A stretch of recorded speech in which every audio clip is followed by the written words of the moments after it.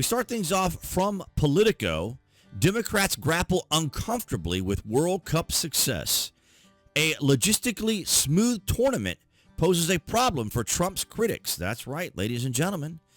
The triumph of the World Cup's first 2 weeks, boosting the U.S. global reputation and sold-out stadiums and few logistical complications, has forced Democrats who had criticized President Donald Trump's role in preparation to grudgingly reconsider. That's right, ladies and gentlemen, their thoughts, their attitudes, their dispositions, as we all know because you guys are astute and watch the BuzWeaver channel.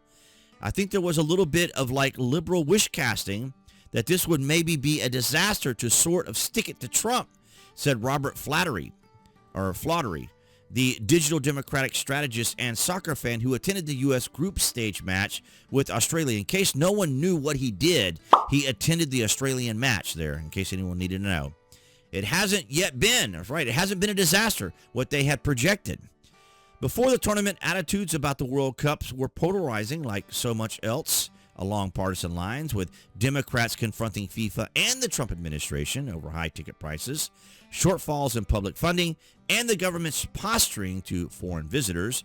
As the tournament approached, local officials in areas hosting matches, including New York City Mayor Zoran Mandani and New Jersey Governor Mickey Sherrill, turned from critics to cheerleaders. Of course, if you change your attitude, if you change your mindset, as a matter of fact, these first few sentences here goes to show you that they were hoping that it would not be a festive, fun, and enjoyable tournament. As a matter of fact, if you haven't already, guys, go by the main channel there, the Friday vlog. World Cup visitors admit we were wrong. This was really an amazing outline of what they had to say, the joy they're experiencing.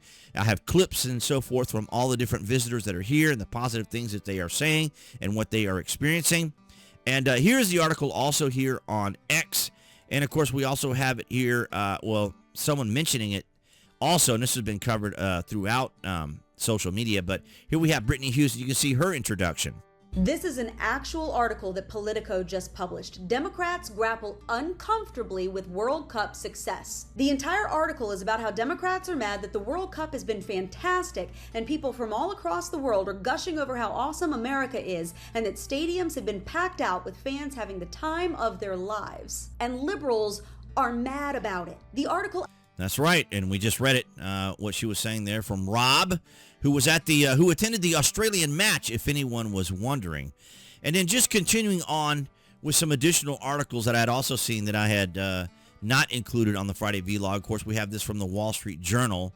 European soccer fans marvel at the splendor of American suburbs. And they're hiding all these articles behind paywalls because people have been interested. They've been looking at it. They've been, enjoying the positiveness. Even on my Facebook, I'm seeing many of my classmates and others that I have here, friends, colleagues that I have there talking about how everybody's excited and enthusiastic about the people visiting. And then, of course, the reactions from all the visitors. And it's been quite extraordinary. And I have all those clips, as I said, here on the Friday vlog. You can watch how all the various different individuals that people may be familiar with have been covering it as they've been visiting here in the United States. But let me know down in the comment section if you live in any of these cities that are hosting it, like here in Atlanta, where we have Fan Fest and these sorts of things that have been going on. It's been quite extraordinary to see the enthusiasm and the excitement. And I don't know how much of a disappointment this is for the Democrats because they've already been suffering, as we saw with what some of the results were there in New York. But I don't want to get into too much of the politics of that. I just wanted to cover this article from Politico because it is interesting to see how the left is having to cover this. And it must be very uncomfortable for them, too, at Politico, too, because the way it was written as well, because, of course, they were wondering, how it was all going to turn out once the people got over here. But as we saw, people were enjoying it all. So let me know down in the comments if you live in any of the host cities, if you're watching any of the games, and your enthusiasm level, and, of course, whether or not you checked it out on the Friday vlog. But nonetheless, guys, below this video, you can find the various social media links that I belong to include X, Instagram, and TikTok, among others. And, of course, if you order frequently from Amazon or a Amazon Prime member, you can use my landing page link safely. Your privacy is protected. It helps out the channel. And, of course, speaking of safety while you're online, Trust Zone, my favorite VPN. No fuss, no bloat, right down there. I use it. Great connection speed also with them. I really enjoyed it now. Renewed my my subscription not too long ago. And nonetheless, guys, thank you so much for all your support. That's BitChute, Rumble, and Odyssey. Everyone here on YouTube. And appearing there on the screen, that's going to be the channel icon for everyone watching on YouTube. You guys can click on that to subscribe, as well as to select notification. That way you know when there's content here on the channel.